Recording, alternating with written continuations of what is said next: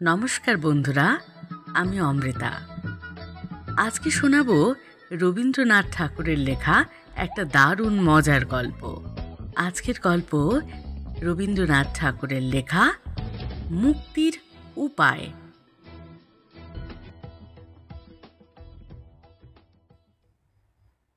ফকিরচাঁদ বাল্যকাল হইতেই গম্ভীর প্রকৃতি। বৃদ্ধ সমাজে তাহাকে কখনোই বেমানান দেখাইত না।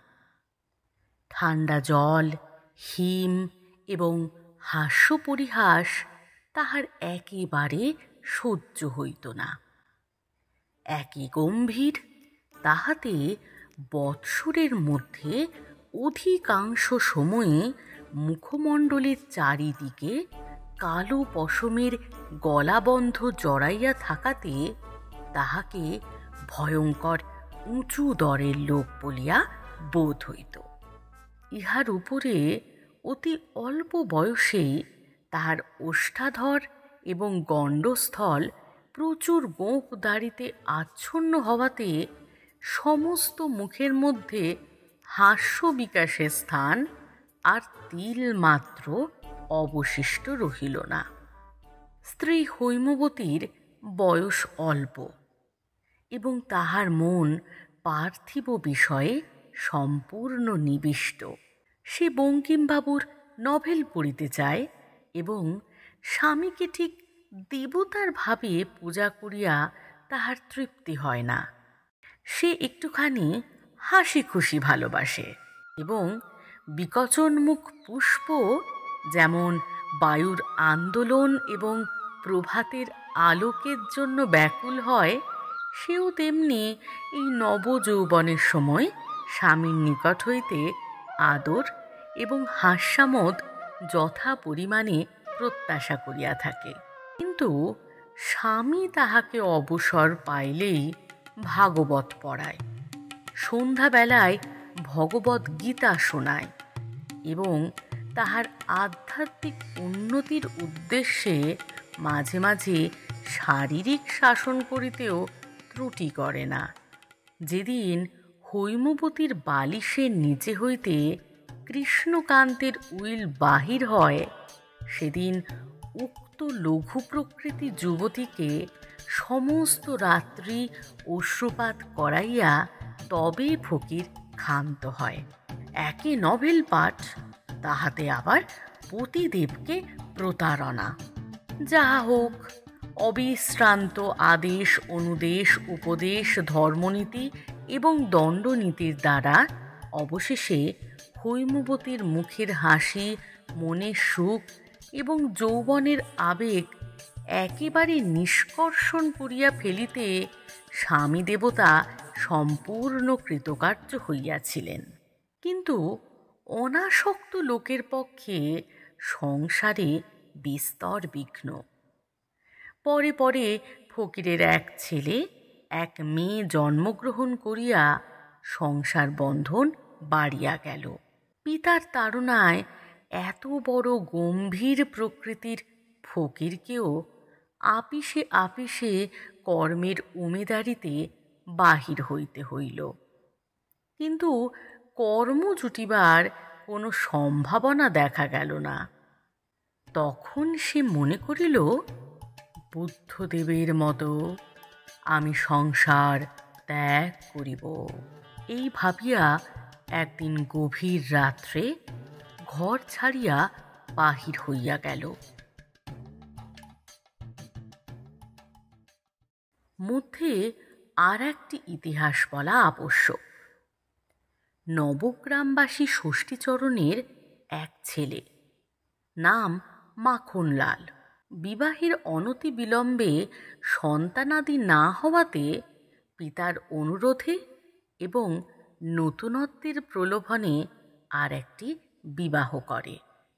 এই বিবাহের পর হইতে যথাক্রমে তাহার উভয় স্ত্রীর গর্ভে 7টি কন্যা এবং একটি পুত্র জন্মগ্রহণ করিল। মাখন লোকটা নিতান্ত শৌখিন এবং চপল প্রকৃতি।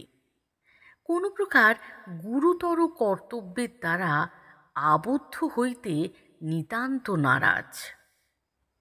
একে তো ছেলেপুলের ভার, তাহার পরে যখন দুই কর্ণধার দুই কর্ণে ঝিঁকা মারিতে লাগিল, তখন নিতান্ত অসহ্য হইয়া সেও একদিন গভীর রাত্রে ডুব মারিল।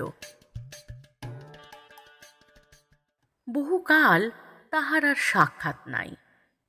কখনো কখনো শোনা যায়, এক বিবাহে কিরূপ সুখ তাহাই পরীক্ষা করিবার জন্য সে কাশীতে গিয়া গোপনে আর একটি বিবাহ করিয়াছে। শোনা যায়, হতভাগ্য কথঞ্চিত শান্তি লাভ করিয়াছে। কেবল দেশের কাছাকাছি আসিবার জন্য মাঝে মাঝে তাহার মন উতলা হয়, ধরা পড়িবার ভয়ে আসিতে পারে না। কিছুদিন ঘুরিতে ঘুরিতে উদাসীন ফকিরচাঁদ নবগ্রামে আসিয়া উপস্থিত। পথ পার্শ্ববর্তী এক বট বৃক্ষতলে বসিয়া নিঃশ্বাস ছাড়িয়া বলিল, আহা, বৈরাগ্যমেব ভয়ম। দ্বারা পুত্র ধন জন কেউ কারো নয়। কা তব কান্তা কস্তে পুত্র। বলিয়া এক গান জুড়িয়া দিল। শোন রে শোন অবোধ মন, শোন সাধুর উক্তি, কিসে মুক্তি সেই সুযুক্তি কর গ্রহণ। ভবের শুক্তি ভেঙে মুক্তি মুক্তা কর অন্বেষণ। ওরে ও ভোলামন, ভোলামন রে। সহসা গান বন্ধ হইয়া গেল। ও কেও? বাবা দেখছি। সন্ধান পেয়েছেন বুঝি? তবে তো সর্বনাশ। আবার তো সংসারের অন্ধকূপে টেনে নিয়ে যাবেন। পালাতে হলো। ফকির তাড়াতাড়ি নিকটবর্তী এক গৃহে প্রবেশ করিল। বৃদ্ধ গৃহস্বামী চুপচাপ বসিয়া তামাক টানিতেছিল। ফকিরকে ঘরে ঢুকিতে দেখিয়া জিজ্ঞাসা করিল, কে হে তুমি? বাবা, আমি সন্ন্যাসী। সন্ন্যাসী? দেখি দেখি বাবা, আলোতে এসো দেখি। এই বলিয়া আলোতে টানিয়া লইয়া ফকিরের মুখের পরে ঝুঁকিয়া বুড়া মানুষ বহু কষ্টে যেমন করিয়া পুঁথি পড়ে, তেমনি করিয়া ফকিরের মুখ নিরীক্ষণ করিয়া বিড়বিড় করিয়া বকিতে লাগিল। এই তো আমার সেই মাখনলাল দেখছি। সেই নাক, সেই চোখ, কেবল কপালটা বদলেছে। আর সেই চাঁদ মুখ গোফে দাড়িতে একেবারে আচ্ছন্ন করে ফেলেছে। বলিয়া বৃদ্ধ সস্নেহে ফকিরের সশ্রল মুখে দুই একবার হাত বুলাইয়া লইল এবং প্রকাশ্যে কহিল, বাবা মাখন। বলা বাহুল্য, বৃদ্ধের নাম ষষ্ঠীচরণ। মাখন? আমার নাম তো মাখন নয়। পূর্বে আমার নাম যাই থাক, এখন আমার নাম চিদানন্দ স্বামী। ইচ্ছা হয়তো পরমানন্দ বলতে পারো। বাবা, তা এখন আপনাকে চিঁড়েই বল আর পরমান্নই বল। তুই যে আমার মাখন বাবা, সে তো আমি ভুলতে পারবো না। বাবা, তুই কোন দুঃখে সংসার ছেড়ে গেলি? তোর কিসের অভাব? তুই স্ত্রী, বড়টিকে না ভালোবাসিস, ছোটটি আছে। ছেলেপিলের দুঃখও নেই।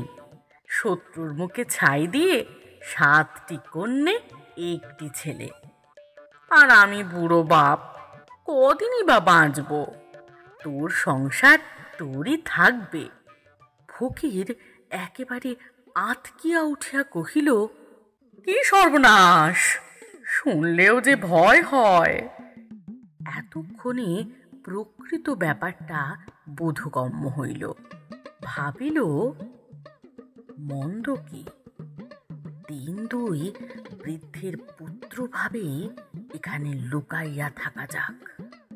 তাহার পরে সন্ধানে অকৃতকার্য হইয়া বাপ চলিয়া গেলে এখান হইতে পলায়ন করিব। ফকিরকে নিরুত্তর দেখিয়া বৃদ্ধের মনে সংশয় রহিল না। কেষ্টা চাকরকে ডাকিয়া বলিল, ওরে ও কেষ্টা, তুই সকলকে খবর দিয়ে আয় গে, আমার মাখন ফিরে এসেছে।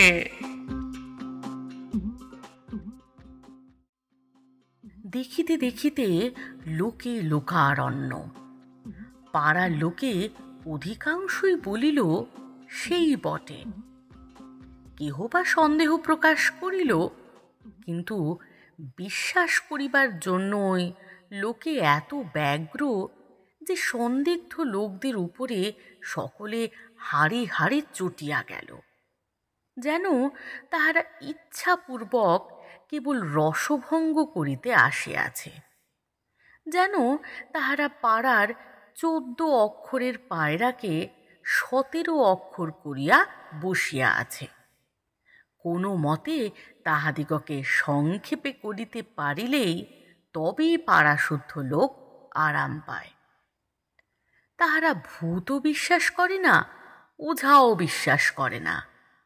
আশ্চর্য গল্প শুনিয়া যখন সকলে তাক লাগিয়া গিয়াছে, তখন তাহারা প্রশ্ন উত্থাপন করে। এক প্রকার নাস্তিক বলিলেই হয়, কিন্তু ভূত অবিশ্বাস করিলে ততটা ক্ষতি নাই। তাই বলিয়া বুড়া বাপের হারা ছেলেকে অবিশ্বাস করা যে নিতান্ত হৃদয়হীনতার কাজ। যাহা হোক, সকলের নিকট হইতে তাড়না খাইয়া সংশয়ীর দল থামিয়া গেল। ফকিরের অতি ভীষণ অটল গাম্ভীর্যের প্রতি ভ্রুক্ষেপ মাত্র না করিয়া পাড়ার লোকেরা তাকে ঘিরিয়া বসিয়া বলিতে লাগিল, আরে আরে, আমাদের সেই মাখন আজ ঋষি হয়েছেন, তপস্বী হয়েছেন। চিরটা কাল ইয়ার্কি দিয়ে কাটালে আজ হঠাৎ মহামুনি জামদগ্নি হয়ে বসেছেন। কথাটা উন্নত চেতা ফকিরের অত্যন্ত খারাপ লাগিল, কিন্তু নিরুপায় সহ্য করিতে হইল। একজন গায়ের উপর আসিয়া পড়িয়া জিজ্ঞাসা করিল, ওরে মাখন, তুই কুচকুচে কালো ছিলি, রংটা এমন ফর্সা করলি কি করে? ফকির উত্তর দিল, যোগ অভ্যাস করে। সকলেই বলিল, যোগের কি আশ্চর্য প্রভাব। একজন উত্তর করিল, আশ্চর্য আর কি, শাস্ত্রে আছে, ভীম যখন হনুমানের লেজ ধরে তুলতে গেলেন, কিছুতেই তুলতে পারলেন না। সে কি করে হলো? সে তো যোগও বলে। এ কথা সকলকেই স্বীকার করিতে হইল। হেন কালে ষষ্ঠীচরণ আসিয়া ফকিরকে বলিল, বাবা, একবার বাড়ির ভিতরে যেতে হচ্ছে। এই সম্ভাবনাটা ফকিরের মাথায় উদয় হয় নাই। হঠাৎ বজ্রাঘাতের মতো মস্তিষ্কে প্রবেশ করিল। অনেকক্ষণ চুপ করিয়া পাড়ার লোকের বিস্তর অন্যায় পরিহাস পরিপাক করিয়া অবশেষে বলিল, বাবা, আমি সন্ন্যাসী হয়েছি, আমি অন্তঃপুরে ঢুকতে পারবো না। ষষ্ঠীচরণ পাড়ার লোকদের সম্বোধন করিয়া বলিল, হ্যাঁ, তাহলে আপনাদের একবার গা তুলতে হচ্ছে। বৌমাদের এখানেই নিয়ে আসি, তাঁরা বড় ব্যাকুল হয়ে আছেন। সকলে উঠিয়া গেল। ফকির ভাবিল, এই বেলা এখান হইতে এক দৌড় মারি। কিন্তু রাস্তায় বাহির হইলেই পাড়ার লোক কুকুরের মতো তাহার পশ্চাতে ছুটিবে। ইহাই কল্পনা করিয়া তাহাকে নিস্তব্ধভাবে বসিয়া থাকিতে হইল। যেমনি মাখনলালের দুই স্ত্রী প্রবেশ করিল, ফকির অমনি নত শিরে তাহাদিগকে প্রণাম করিয়া কহিল, মা, আমি তোমাদের সন্তান। অমনি ফকিরের নাকের সম্মুখে একটা বালা পড়া হাত খড়গের মতো খেলিয়া গেল এবং একটি কাংস বিনিন্দিত কণ্ঠে বাজিয়া উঠিল, ওরে ও পোড়া কপালে মিনসে, তুই মা বললি কাকে? অমনি আর একটি কণ্ঠ আরো দুই সুর উচ্চে পাড়া কাঁপাইয়া ঝংকার দিয়া উঠিল, চোখের মাথা খেয়ে বসেছিস? তোর মরণ হয় না? নিজের স্ত্রীর নিকট হইতে এরূপ চলিত বাংলা শোনা অভ্যাস ছিল না। সুতরাং একান্ত কাতর হইয়া ফকির জোড়ো হস্তে কহিল, আপনারা ভুল বুঝছেন, আমি এই আলোতে দাঁড়াচ্ছি, আমাকে একটু ঠাউরে দেখুন। প্রথমা ও দ্বিতীয়া পরে পরে কহিল, ঢের দেখেছি, দেখে দেখে চোখ ক্ষয়ে গেছে। তুমি কচি খোকা নও, আজ নতুন জন্মাওনি, তোমার দুধের দাঁত অনেক দিন ভেঙেছে। তোমার কি বয়সের গাছ পাথর আছে? তোমায় জম ভুলেছে বলে কি আমরা ভুলব? এরূপ একতরফা দাম্পত্য আলাপ কতক্ষণ চলিত বলা যায় না, কারণ ফকির একেবারে বাক শক্তি রহিত হইয়া নত শিরে দাঁড়াইয়াছিল। এমন সময় অত্যন্ত কোলাহল শুনিয়া এবং পথে লোক জমিতে দেখিয়া ষষ্ঠীচরণ প্রবেশ করিল। বলিল, এতদিন আমার ঘর নিস্তব্ধ ছিল, একেবারে টু শব্দ ছিল না। আজ মনে হচ্ছে বটে আমার মাকড় ফিরে এসেছে। ফকির করজোড়ে কহিল, মশাই, আপনার পুত্রবধূদের হাত থেকে আমাকে রক্ষে করুন। বাবা, অনেকদিন পরে এসেছ, তাই প্রথমটা একটু অসহ্য বোধ হচ্ছে।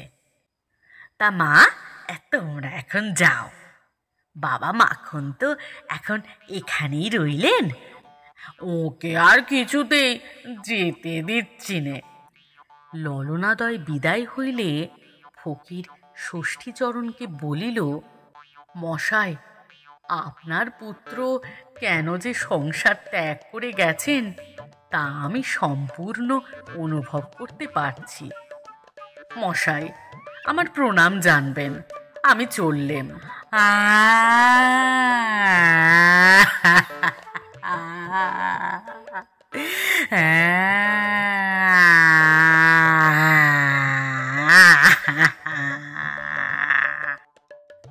বৃদ্ধ এমনি উচ্চ স্বরে ক্রন্দন উত্থাপন করিল যে পাড়ার লোক মনে করিল মাখন তাহার বাপকে মারিয়াছে।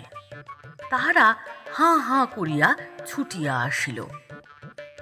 সকলে আসিয়া ফকিরকে জানাইয়া দিল, এমন ভণ্ড তপস্বীগিরি এখানে খাটিবে না, ভালো মানুষের ছেলের মতো কাল কাটাইতে হইবে। একজন বলিল, ইনি তো পরমহংস নন, পরম বক।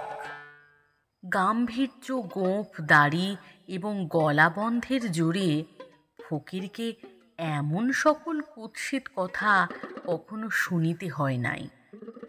যাহা হোক, লোকটা পাছে আবার পালায়, পাড়ার লোকেরা অত্যন্ত সতর্ক রহিল।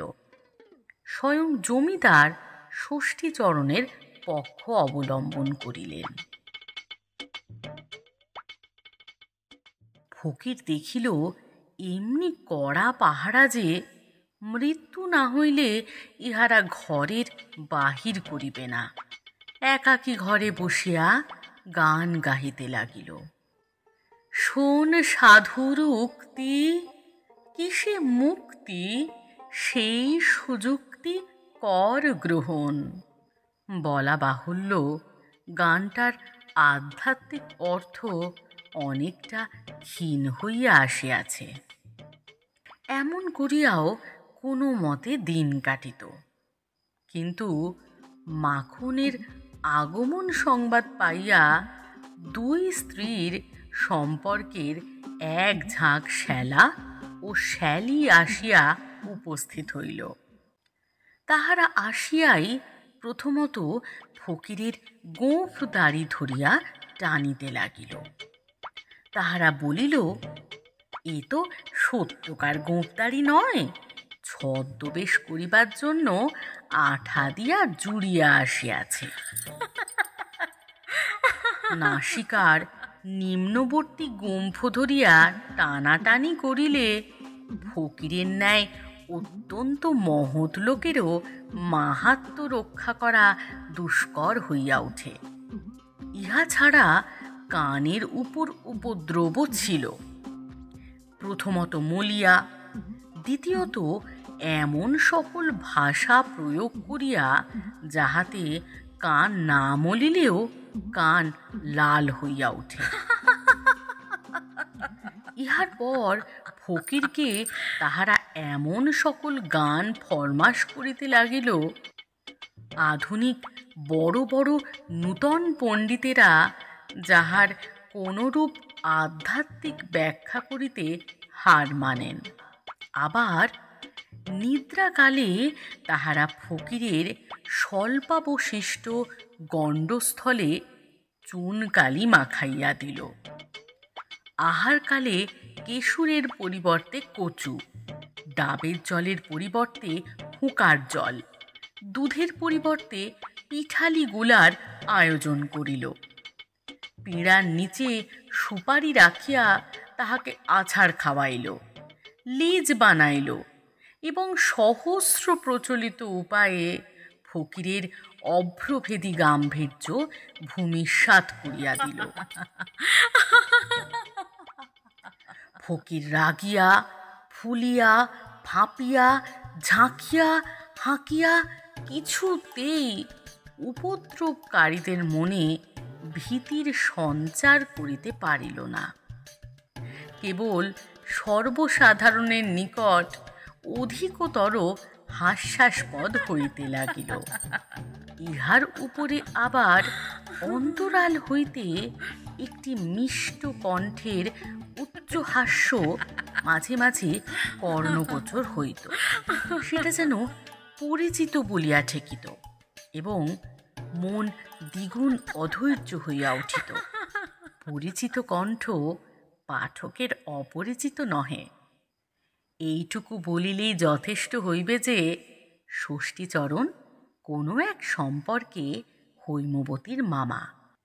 বিবাহের পর শাশুড়ির দ্বারা নিতান্ত নিপীড়িত হইয়া পিতৃমাতৃহীনা হৈমবতী মাঝে মাঝে কোনো না কোনো কুটুম্ব বাড়িতে আশ্রয় গ্রহণ করিত।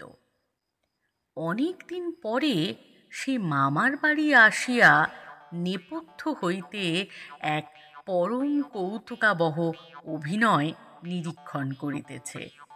তৎকালে হৈমবতীর স্বাভাবিক রঙ্গপ্রিয়তার সঙ্গে প্রতিহিংসা প্রবৃত্তির উদ্রেক হইয়াছিল কিনা চরিত্র তত্ত্বজ্ঞ পণ্ডিতেরা স্থির করিবেন।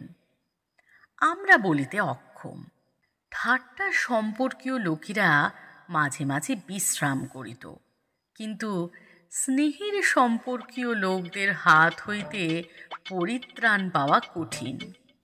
7 মেয়ে এবং 1 ছেলে তাহাকে এক দণ্ড ছাড়ে না। বাপের স্নেহ অধিকার করিবার জন্য তাহাদের মা তাহাদিগকে অনুক্ষণ নিযুক্ত রাখিয়াছিলেন। 2 মাতার মধ্যে আবার রেষারেষি ছিল। উভয়েরই চেষ্টা যাহাতে নিজের সন্তানই অধিক আদর পায়। উভয়ই নিজ নিজ সন্তানদিগকে সর্বদাই উত্তেজিত করিতে লাগিল।